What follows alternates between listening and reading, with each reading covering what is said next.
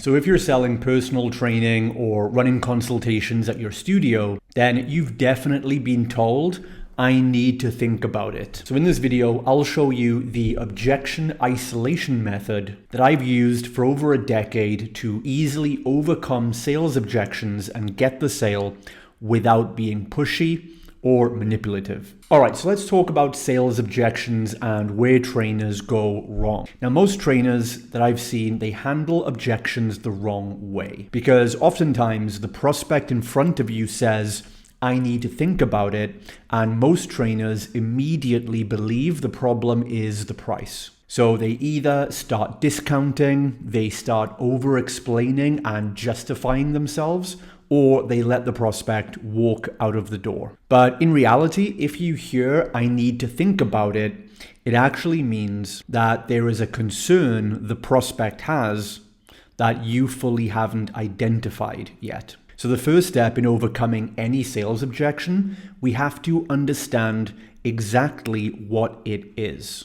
What is the real concern? So step number one in overcoming objections is to acknowledge and reassure them. So you don't want to get defensive, but you want to show that you're on the prospect's side. So you never want to argue with them. Instead, you might drop a reassuring line such as, of course, I totally understand. This is a big commitment and there's probably a lot to think about. So when you reassure them with this line, it lowers the pressure and keeps the conversation open. And now you immediately move into the diagnostic, which is the next step. So step number two, this is where we isolate the real concern. So just ask this question. You can say, just so I understand, what is it exactly that you need to think about? Or another thing you could say is, what's your main concern? And this is powerful because it forces them to give you some clarity and specifics. And now you'll start to hear things like the price, that they understand the value, but the cash flow is a bit tight. Secondly, it might be they struggle to meet the time commitments. Or maybe third,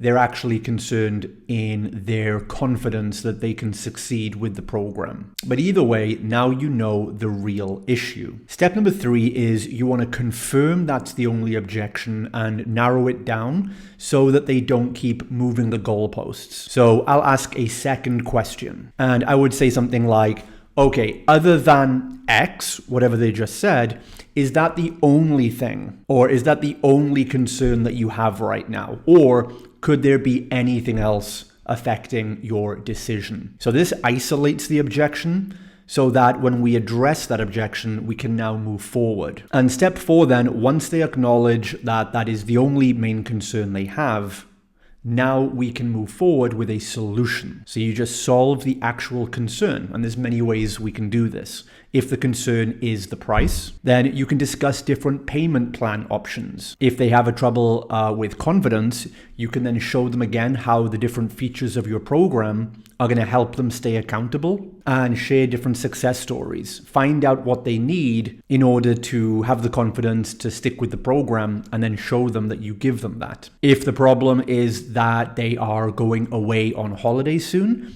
then arrange either a time to take a deposit and start the program when they return, or arrange something where they can start right now and then you will pause their program when they're away and resume when they come back. The key point is that when you know what the objection actually is, it's relatively simple to just come up with a plan to help them with it. So overall, just remember that your one-to-one consultations with a prospect, they're not designed to be sales pitches. They are meant to be diagnostic conversations, just like a doctor speaking with a patient.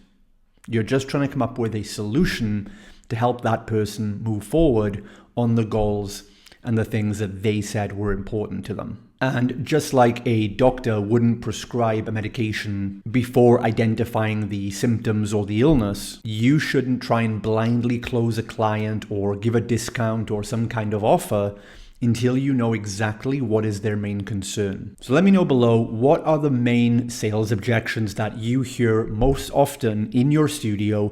Drop a comment below and I'll find some of the most common ones and I'll reply below and I'll give you some exact scripts you can use to overcome those exact objections. That's some extra value for you totally free. Drop a comment below with the biggest sales objection that you get most often, and look out for my reply in the comments.